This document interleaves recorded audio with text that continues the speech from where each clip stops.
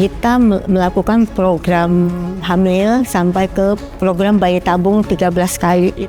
Yang paling berat itu kekecewaan saat tidak terjadi kehamilan. Sampai 13 kali berhenti pas saya kanker itu. Saya kena kanker lidah karena cabut gigi geraham. Dalam waktu 6 bulan itu langsung masuk kanker lidah stadium 3, yang mana kanker lidah itu kanker yang sangat jarang terjadi. Bernanah, berdarah, nggak kayak kayak monster. Lukanya nggak bakal sembuh karena kan luka fisik, bener-bener kayak orang terbakar gitu kan. Saat itu kan suami itu kabur juga membawa uang yang nggak sedikit, sekian miliar. Di saat saya terpuruk tuh saya baru tahu ternyata bukan suami saja yang berkhianat, teman semua juga banyak, bahkan merampok keuangan saya secara berjemaah. Mungkin kalau nggak didampingin teman-teman yang kasih support gitu, mungkin juga udah nggak tahu lagi kali ya bunuh diri gitu. Sahabat Solusi, sebentar kita akan berbincang dengan seseorang yang akan menceritakan kebaikan Tuhan di tengah penderitaannya. Tapi sebelum kita ngobrol lebih lanjut, jangan lupa untuk like, komen, dan di-share video yang sedang kamu tonton. Juga subscribe di YouTube Solusi TV supaya kamu bisa memperoleh info-info lebih update lagi. So, langsung aja kita ngobrol dengan Ibu Nelly Cendrawan. Halo, shalom Ibu Nelly, welcome to Solusi. Terima kasih banyak buat kedatangannya hari ini. Bercerita buat sahabat Solusi. Nah, Ibu Nelly, boleh nggak sih sebelum kita ngobrol lebih lanjut, perkenalkan diri sedikit, siapa sih Ibu Nelly ini? Saya Nelly. Saya dulu pasien bayi tabung selama 13 kali. Tahun 2021 saya kena kanker lidah karena cabut gigi geraham, terjadi luka sariawan yang besar. Saya ke dokter gigi yang dekat rumah, tapi ternyata dia bilang itu luka biasa saat pergesekan lidah, tapi tidak sembuh-sembuh. Setelah saya tunggu, saya googling. Ternyata dalam waktu 6 bulan itu langsung masuk kanker lidah stadium 3, yang mana kanker lidah itu kanker yang sangat jarang terjadi dan saksi hidupnya pun juga jarang karena kebanyakan itu die. Oke, baik. Sebelum masuk ke kisah-kisah tersebut, mari kita tarik ke belakang lebih dulu tentang bagaimana awalnya Ibu Nelly ini kan ada usaha ya. Gimana ceritanya Ibu Nelly pada akhirnya mendirikan usaha ini dan terus kenal dengan suami Ibu Nelly? Berawal waktu itu kan saya mendirikan usaha ini, waktu itu saya masih menjadi staf sebuah perusahaan juga. Terus saya sambil menjalani usaha, terus usaha saya puji Tuhan berkembang. Jadi saya tidak menjadi staf lagi, jadi saya benar-benar fokus sama usaha saya sendiri. Terus sekitar tahun 2005 itu saya ketemu teman di gereja, terus bilang bahwa ada seorang brother sedang jobless, lagi membutuhkan pekerjaan. Terus ya itu suami saya, jadi dikenalkan ke saya sebagai stafnya saya saat itu. Hanya seiring berjalannya waktu suami saya nembak saya gitu kan. Saya juga bingung gitu kan. Ya akhirnya ya udah saya terima. Saya melihat dia juga melakukan pekerjaan dengan penuh dedikasi dan tanggung jawab. Ya kita menikah di tahun 2007. Seiring berjalannya waktu kan kita melakukan program hamil sampai ke program bayi tabung 13 kali. Ya karena memang dalam waktu tersebut setelah menikah belum dikaruniai seorang anak gitu ya. Mungkin karena kesibukan kerjaan saya kan kerja deadline sekali. Oke, jadi memang berpengaruh ke tubuh pada akhirnya ya. Tubuh dan waktu semuanya. Dan mental juga mungkin ya. Iya. Oke. Nah, dalam waktu-waktu program bayi tabung yang sampai 13 kali ya, tadi Ibu Nelly juga menunjukkan bukunya, dokumentasinya dari rumah sakit suntikannya. Yang paling berat apa sih Ibu di situ? Yang paling berat itu kekecewaan saat tidak terjadi kehamilan. Saat sudah tanam embrio, terus menunggu 2 week wait, biasanya istilahnya dalam program bayi tabung, ternyata BHCG-nya rendah. Itu embrionya tidak menempel dan itu berarti kehamilannya gagal. Itu berat. Justru bukan di proses atau kesakitannya, tapi ketika menerima kabar bahwa menerima kegagalan, belum berhasil berkembang menjadi janin. Ya, lanjut sampai 13 kali, berhenti pas saya kanker itu. Nah, berarti berhenti di yang ke-13 memang karena kanker tersebut? Iya, karena ya udah ada gejala kanker di lidah itu. Berhentinya itu 2020. Iya, 2021 kankernya itu muncul. Gejala kankernya tuh di 2020. Oke. Pertama kali mengetahui gejala kankernya itu gimana, Ibu? Awalnya kan saya mau tanam embrio bayi tabung, jadi saya ya kan ada gigi goyang kan nggak boleh, katanya kan kalau lagi kehamilan kan nggak boleh ke dokter gigi, takutnya kan mempengaruhi itu. Nah terus abis cabut gigi geraham, saya pulang rumah seperti biasa, terjadi pergesekan antar gigi geraham itu menyebabkan luka di lidah saya sebelah kiri ini. Akhirnya saya lihat, saya balik ke dokter, dokter ini kok sariawannya nggak sembuh-sembuh, lidah saya malah bengkok, ngomong makin cadel gitu kan. Nah di proses itulah suami itu meninggalkan saya kan. Bertubi-tubi jadi ya? Iya, di proses itu saya juga bingung. Saat itu kan suami itu kabur juga membawa uang yang nggak sedikit, ya uang usaha lah sekian miliar gitu kan. Kaget saya juga kan, saya sampai nggak aware lagi sama kesehatan sendiri. Akhirnya ya udah saya langsung menjalani kemoterapi dan radiasi selama 6 bulan di rumah sakit itu. Itu begitu cepat ya ke stadium 3 karena Ya, memang karena tidak kanker ditangani. lidah. Karena lidah itu kan kita buat ngomong dan makan, jadi cepat sekali. Kalau kanker lain kan butuh bertahun-tahun, dari stadium 1 ke 2 ke 3. Kalau saya hitungannya bulan. Lidah saya kebetulan bentuknya oval, ada yang lancip itu dia nggak tergesek. Oh, tergesek oleh Lidah saya, jadi lidahnya yang luka. Nah, luka yang nggak sembuh-sembuh itu kan membuat perubahan sel. Selnya jadi rusak, akhirnya mengganas jadi kanker. I see, oke. Baik. Nah, itu kan momen-momen di mana Ibu melakukan program ya, untuk bayi tabung. Ya, bayi Gimana tabung. rasanya Ibu dalam hati ya, lagi semangat-semangatnya untuk program ternyata divonis kanker? Saat itu tuh bingung ya, faktanya ini agak bingung dengan situasinya. Apa sih yang sedang terjadi gitu kan? Beneran ini terjadi dalam hidup saya, karena biasanya hidup saya itu kan cenderung lurus-lurus saja ya, bukan tipikal anak nakal. Jadi hidup tuh steril-steril, lurus-lurus aja, tidak pernah melakukan hal-hal yang kenakalan remaja lah, dari tidak pernah ke diskotik, tidak pernah rokok, tidak pernah alkohol, tidak pernah seks bebas, lurus-lurus saja hidup saya. Saat mengalami ini bingung dan makin parah ya, marah ya pastinya ya, secara psikologi. Tuhan, kenapa ini terjadi sama saya gitu loh.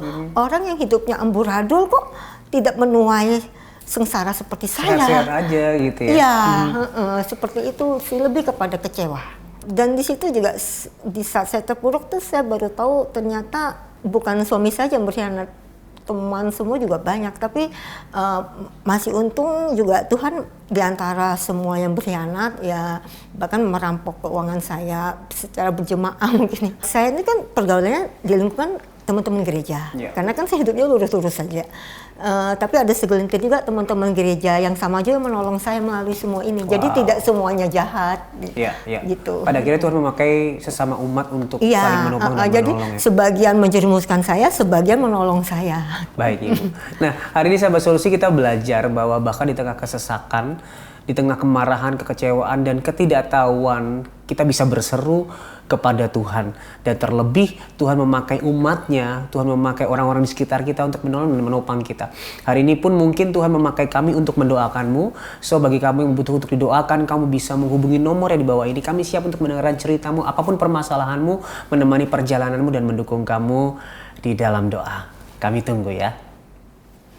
Baik. Ibu, tentu itu momen yang begitu berat ya, di mana saat-saat perjuangan untuk mendapatkan anak, harus divonis kanker lidah, belum lagi dikhianati oleh orang-orang yang saya percaya. Iya, yang dipercaya, yang disayangi, dikhianati. Nah, mungkin konteksnya sekarang kita membicarakan tentang bagaimana sang suami ya. Ceritanya bagaimana tiba-tiba suami ini pergi dan meninggalkan orang yang paling dibutuhkan di saat berat ini. Mungkin kalau bayi tabung saya tidak gagal, dia tidak meninggalkan saya karena dia juga menginginkan anak ya. Dan apalagi kan di saat dia kabur itu dia bawa uang lumayan banyak ya, miliaran. Nah, suami ibu ini kan pergi bukan hanya membawa uang tapi juga berkhianat ya, ada wanita lain. Jadi kan suami saya langsung hubungin teman gereja yang oknum, saya bilangnya ya. Jadi langsung urus surat perceraian. Jadi kalau mau bercerai itu kan dibilang kan mau lihat aset-asetnya apa aja, ya kan. Jadi yang dana liquid yang dia bawa itu kan benar-benar dibilang sama nol itu harus dihabiskan biar saat di persidangan perceraian tidak dibagi sama istri. Nanti kamu dapat lagi aset-aset, nanti itu yang akan dilelang sama pengadilan. Jadi oknum itu mencuci otak suami, kamu untung loh, untung besar nih saat perceraian kamu udah pegang dana liquidnya sekian miliar, aset-aset juga harus bagi dua karena tidak ada perjanjian pranikah. Dan itu pengurusan perceraian itu sat-sat. Memang udah direncanakan iya, sepertinya. Sudah direncanakan. Gitu ya? Akhirnya saya tetap berjuang ya, sambil berdoa juga, terus berkomunitas. Ya, waktu itu kan zaman COVID itu kita komsel, itu kan Zoom semua kan. Ya, dibawa dalam doa segala sambil berpikir kan. Terus saya kan semua sertifikat properti itu kan saya pegang, saya langsung umpetin ke teman-teman gereja juga yang nampung, surat-surat berharga diumpetin. Saat itu suami ngincar itu karena oknum lawyer ini yang bilang kita harus pegang itu, kalau kita udah pegang lebih gampang. Tapi saya tetap mempertahankannya sampai saya dikejar ke rumah sakit sama suami itu, sampai kemopot saya ini yang mau dicabut, suster, sapam di rumah sakit itu huru hara semua, sampai saya bilang nggak ada kejadian seumur-umur kayak gini loh di rumah sakit. Wow. Itu semua terekam kamera semua. Bahkan ibu hari itu memang masih berjuang melawan kanker. Iya, masih terbaring di ranjang rumah sakit. Sudah ada rencana untuk Iya. menghabiskan aset ibu seperti itu ya? Iya, saya tuh sampai bingung kok jadi sejahat ini. Karena seperti seolah-olah melihat saya dengan kanker saya kan juga anak tunggal yatim piatu ya. Kayaknya ya udah ini mangsa yang empuk nih. Seperti itu. Di sini saya belajar betapa kejamnya manusia ya. Nah, berarti ibu juga mengalami kekerasan tadi itu ya? Iya. Selain itu ada lagi hal yang dilakukan sebagai bentuk kekerasan dalam rumah tangga? Saat saya pulang ke rumah kanker itu kan ada juga videonya kan. Itu juga sama kepala juga baru numbuh rambut ya itu kan. Itu juga KDRT. Nah itu lawyer udah pada datang juga kan dari kepolisian segala macem, mau penjarakan suami saat itu. Nanti kalau diurus saya pasti menang karena bukti-bukti udah kuat. Tapi saya merasa bahkan sampai detik ini pun banyak orang-orang, ayo Nel, balaskan dendammu. Kamu pasti menang nih, bukti-bukti itu udah kuat. Dari lawyer A, B, C, D, Z gitu kan. Terus saya ketik ke WA-nya mereka tuh cukup, saya bilang, emangnya wajib ya balas dendam ya? Wow. Dan saya ketik itu. Tapi mereka balasnya juga lama. Tapi saya menunggu balasannya, kan saya bertanya, emangnya wajib ya balas dendam sama orang menjahati kita? Terus dia ketik balik, nggak wajib sih Nel. Menurut saya balas dendam itu nggak ada untungnya. Saya merasa tidak ada untungnya, buang-buang waktu, buang-buang biaya juga. Tapi kan sebenarnya suatu hal yang wajar di pikiran manusia untuk membalas dendam orang-orang yang menyakiti, yang mengkhianati. Hari itu sebenarnya apa yang ada di hati ibu sih, sehingga ketika orang-orang mempengaruhi untuk balas dendam, ibu berkata, emang wajib ya, emang harus ya balas dendam? Di hati apa sih rasanya ibu? Selain diajarkan di firman Tuhan juga itu nggak boleh balas dendam juga kan, dan mungkin yang karena saya juga bisnis ya, jadi untungnya apa, cuannya nggak ada sebenarnya. Nggak tahu ya, kadang-kadang kan orang kalau lagi marah gitu kan apa aja, kayak misalnya gelas ini kan lagi itu lempar aja. Saya akan mikir kalau saya lempar gelas ini, kalau pecah saya juga rugi. Jadi sampai psikolognya ngomong, berarti yang nahan kamu untuk tidak membabi buta juga karena kamu itu ya, kamu hitungin cuan ya. Tapi yang paling mendasar tentu yang tadi ibu bilang, firman Tuhan, ya nggak ada, itu buang waktu memang. Berarti firman Tuhan itu benar kan, balas dendam itu cuma sia-sia, buang waktu, ya buang biaya, buang energi. Benar dong berarti yang difirmankan, ya kan? Kenapa kita dilarang balas dendam? Ya terlebih karena Yesus juga menunjukkan pengampunannya bagi kita di kayu salib ya ibu ya. Jadi kita juga orang yang sudah diampuni dimampukan untuk mengampuni mereka. Nah itu kan titik-titik yang sangat rendah ya dalam hidup ibu ya. Iya, rendah banget. Udah tadi gagal program bayi tabung, terkena kanker, ditinggalkan oleh orang-orang yang dipercaya, dikhianati. Apa yang ibu lakukan di titik terendah itu sih? lebih ke pasrah ya. Soalnya oke. tuh sampai ikut komsel, waktu itu kan zaman COVID itu kan komselnya lewat Zoom kan. Udah berapa komsel yang saya ikutin, jadi waktu saya itu doa komsel, ada ngajak komsel grup ini saya ikut, grup itu saya ikut, banyak banget komsel yang saya ikutin, jadi saya berusaha mengisi waktu saya seperti itu. Wow. Iya. Jadi justru di dalam terpuruk itu Tuhan kayak menarik ya untuk ibu terus mendekat kepada Tuhan seperti itu ya, lewat komsel-komsel yang ada itu. Iya, habis mau gimana lagi ya, memang itu lebih menenangkan juga kan. Ya kan, ya. karena saya tahu saya di tempat yang benar, seenggaknya saya tiap hari nge-zoom, karena masih zaman COVID itu kan nge-zoom bahasnya firman Tuhan gitu. Iya. Jadi itu juga membangun hidup ibu ya pada akhirnya. Iya. Nah, tadi kan ibu berkata ya, sempat bertanya kenapa Tuhan ini harus terjadi. Sempat ada rasa pengen meninggalkan Tuhan nggak sih? Ada. Iya, kadang mungkin karena saya di tengah-tengah Zoom komsel-komsel yang banyak banget grupnya itu yang membuat saya tuh masih tetap bertahan dan tetap meyakini. Maksudnya pasti ada pertolongan lah lewat Tuhan, lewat orang-orang baik, masih ada orang-orang baik lah gitu loh. Nah, tema kita kan dalam menghadapi badai itu biasanya ada dua pilihan ya. Hancur karena kepahitan dalam hati atau mengampuni. Nah, hari itu gimana sih ibu melewati dua pilihan ini? Saya pilih, sebenarnya sih pasrah dalam kehancuran tuh ada momen seperti itu juga ada. Mungkin kalau nggak didampingin teman-teman yang kasih support gitu, mungkin juga udah nggak tahu lagi kali ya bunuh diri. Karena ada supportnya itu ya akhirnya ya bertahan hidup gitu kan, sambil tetap ada keyakinan, meskipun tinggal sedikit ya keyakinan orang udah seperti itu kan. Tapi ya itu karena prinsipnya saya tuh malas balas dendam, jadi nggak ada kepikiran kayak gitu ya, mengampuni tapi melupakan susah loh. Iya, setuju. Bahkan mungkin sampai sekarang nggak pernah lupa. Saya kan pernah momen saya ada Romo sama psikolog juga itu, memang jangan paksa orang untuk melupakan, mengampuni aja udah bagus, tapi karena belum pikun, kecuali orangnya sudah demensia. Iya. Nah, susah melupakan ini kan berhubungan dengan luka ya, maksudnya bekas lukanya itu akan terus ada.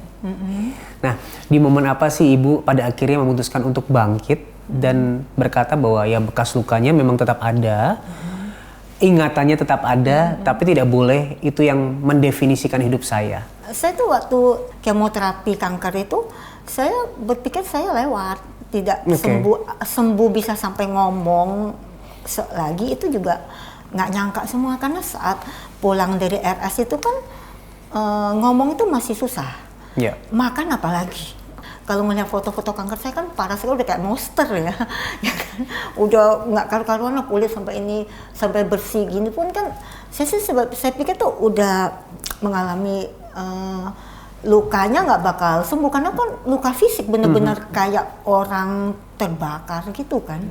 Ya sampai hari ini saya bisa duduk di sini pun ya, future is mystery ya. Saya juga dulunya kan saya suka nonton Solusi Live udah bertahun-tahun. Kok tiba-tiba saya jadi narasumber, itu nggak kepikiran.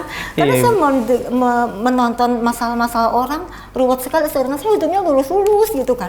Tiba-tiba saya ada di sini hari ini. Itu pun nggak kepikiran dengan masalah saya. Kok jadi tiba-tiba di waktu yang bersamaan semua. Iya.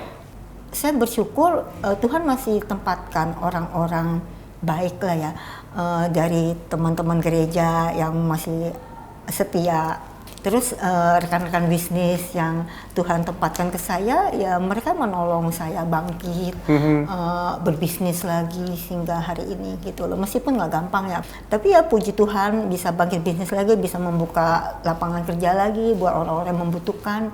Ya udah, saya jalanin aja.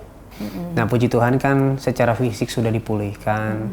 Puji Tuhan, puji Tuhan. Setelah 5 tahun ya sudah, tapi chemoport masih terpasang sampai 10 tahun, kata dokter nggak apa-apa. Itu Waktu menjalani kemoterapi dan radiasi di tahun 2021 selama 6 bulan di rumah sakit Mayapada Hospital Lebak Bulus ini, saya dinyatakan clean. Semuanya dari hasil MRI, PET scan, semuanya clean and clear dan saya dinyatakan sembuh. Puji Tuhan. Iya. Secara usaha juga Ibu sudah mulai membangun lagi dari nol dengan dukungan dari orang-orang di sekitar yang mengasihi Ibu. Nah, pada akhirnya pemulihan dengan suami itu bagaimana terjadinya Ibu? Setelah suami pergi kan, udah ada surat cerai, sudah membawa... Surat cerai belum ada, dicabut. Lagi dibuat? Dia lagi dibuat tapi dicabut. Oh, dicabut akhirnya? Dicabut, saya bilang ke oknum itu, gugatannya itu dicabut. Dan saya membayar ke oknum sampai 50 juta loh. Untuk mencabut gugatan itu ya? Iya. Punya rencana lain, incer surat-surat itu aset-aset gitu. Oh, sempat ada plan B itu Ibu ya? Iya, plan B-nya mereka, tapi saya juga bertahan. Jadi mungkin karena penasaran itu surat-surat berharga ada di mana keberadaannya kan. Nah, pada akhirnya total kembali ke Ibu itu bagaimana? Dan karena bisnis. Dia lihat klien-klien klien lama support saya semua. Dan tidak ada yang mau berbisnis sama dia. Seperti Tuhan kasih sanksi sosial melalui klien-klien. Bahkan pernah kita meeting di sebuah perusahaan, pas kebetulan bosnya itu lagi keluar ngantar tamu depan lift. Kita pas bukaan lift lantai 8 itu, terus suami saya sama saya nongol kan. Sampai langsung dibilang sama bapak itu, saya nggak mau meeting sama suami kamu. Jadi dia turun, saya yang lanjut meeting sampai segitunya sanksi sosial. Oke. Nah, tapi kan itu kembali karena ada sanksi sosial, karena bisnis. Tapi akhirnya apakah menyadari dan mengakui kesalahan, juga meminta maaf? Ngakui terus sih, bilang minta maaf, bertobat segala macem gitu. Nah, itu kan Ibu sudah disakiti dan dikhianati begitu rupa ya. Kenapa akhirnya memutuskan untuk tetap bertahan dengan pernikahan yang ada? Karena saya itu udah kepalang tanggung juga ya. Pernikahan ini sakral menurut saya. Saya udah kepalang tanggung jalanin firman Tuhan, menikah sekali seumur hidup, meskipun banyak banget yang mempengaruhi, yang jelek-jelek tuh banyak. Intinya saya berpikir pernikahan ini sudah terjadi. Dan selama saya masih bisa pertahankan, saya akan pertahankan sampai seperti firman Tuhan, sampai maut memisahkan. Baik, jadi sekali lagi berlandaskannya firman Tuhan ya? Iya. Oke, jadi pada akhirnya juga pengampunan inilah yang menggerakkan hati Ibu untuk ya tidak membalas dendam. Nah, sekarang apakah Ibu sudah melihat makna dan mengapa Ibu harus melewati ini semua? Karena saya tanya sama Tuhan ya, kalau saya boleh memilih saya nggak mau melalui ini semua. Meskipun saya sembuh dari kanker pun, saya nggak mau kena kanker Tuhan kalau bisa. Karena jalanin kemoterapi, apalagi di lidah ya radiasinya itu berdarah-darah kan, hasil foto-foto saya di rumah sakit itu bernanah, berdarah, nggak karu-karuan, udah kayak monster. Saya kalau lihat dokumentasinya, kalau boleh memilih, saya memilih tidak mau menjalani itu. Tapi ya saya tidak tahu garis hidup saya harus melalui semua itu. Ya saya cuma di sini sarankan sama yang di luar sana yang hidupnya masih fine-fine saja, ya bersyukur itu, jangan aneh-aneh. Jangan sampai ngalamin karena kecerobohan, ketidakhati-hatian. Padahal di firman Tuhan tuh banyak loh ayat-ayat berhati-hatilah, waspadalah gitu kan. Dan saya paling suka ayat Galatia 3 ayat 3 yang dari dulu sampai saya menikah saya selalu bawa dalam doa bersama suami. Kira-kira begini bunyinya kan, kamu telah hidup dengan roh, maukah kamu sekarang mengakhirinya dalam daging? Masa kan sia-sia? Adakah kamu sebodoh itu? Dan saya berpikir saat saya setiap hari melafalkan ayat itu, saya tidak mau jadi orang bodoh. Jangan apa yang sudah Tuhan kasih, kesehatan, body, soul, and financial, kalian sia-siakan hanya karena terpincut oleh keduniawian. Kamu telah hidup oleh roh. Maukah sekarang kamu mengakhirinya dalam daging? Masa kan sia-sia? Adakah kamu sebodoh itu? Please, jangan jadi bodoh. Karena firman Tuhan itu cerdas-cerdas loh. Mengarahkan kita ke kehidupan yang cerdas itu. Jadi intinya melalui semuanya ini Ibu juga belajar bahwa hidup itu harus tidak boleh disia-siakan, karena hidup yang Tuhan sudah beri harus dipersembahkan untuk kemuliaan Tuhan pada akhirnya ya. Oke, baik Ibu. Nah, buat sahabat solusi hari ini yang sedang mengalami kesesakan, penderitaan, apapun itu, ingat bahwa di dalam segala hal Tuhan bekerja untuk mendatangkan kebaikan. Dia mau bekerja melalui penderitaan yang kamu alami. Tapi jika hari ini rasanya berat untuk melewati semuanya, kamu tidak perlu melewati semuanya sendirian. Ceritakan kepada kami, kamu bisa menghubungi nomor yang di bawah ini. Kami siap untuk menemani perjalananmu dan mendukung kamu di dalam doa. Ibu Nelly, sebelum kita selesai, aku ada satu pertanyaan terakhir. Ini mungkin sebuah pesan buat sahabat solusi yang hari ini mungkin mengalami pengkhianatan. Seperti Ibu Nelly. Disakiti orang yang paling dipercaya. Dan sulit rasanya untuk mengampuni. Pengennya tuh balas dendam. Pengennya untuk ya, nyakitin balik, menjahati balik. Apa yang pengen Ibu sampaikan ke mereka? Firman Tuhan juga melarang kita untuk melakukan balas dendam. Di balik makna balas dendam itu, coba pikirkan secara cerdas, apa untungnya balas dendam? Hanya sia-sia, hanya buang waktu, buang energi, buang biaya juga sih sebenarnya gitu. Lebih baik tidak dilakukan ya? Ya, lebih baik tidak dilakukan, ikutin aturan mainnya firman Tuhan saja. Ya, karena firman Tuhan pun mengajarkan untuk mengampuni sebagaimana Tuhan sudah mengampuni kita ya. Amin. Ibu Nelly, terima kasih banyak. kasih. Sehat selalu Ibu ya. Terima kasih kesaksiannya. Terima kasih sudah diundang ya.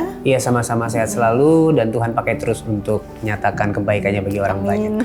Nah, buat sahabat solusi yang hari ini mungkin kamu sedang disakiti, ada luka yang begitu besar menganga di hatimu akibat pengkhianatan orang-orang yang kamu percayai, mari bercerita kepada kami. Kamu tidak perlu melewatinya sendirian. Hubungi nomor yang di bawah ini. Sekali lagi kami siap untuk menemani perjalananmu, mendukung kamu di dalam doa dan mendengarkan segala keluh kesahmu. Kami nantikan telepon dari kamu. Ingat, Tuhan Yesus sangat mengasihimu dan apapun permasalahanmu di dalam Tuhan pasti ada solusi.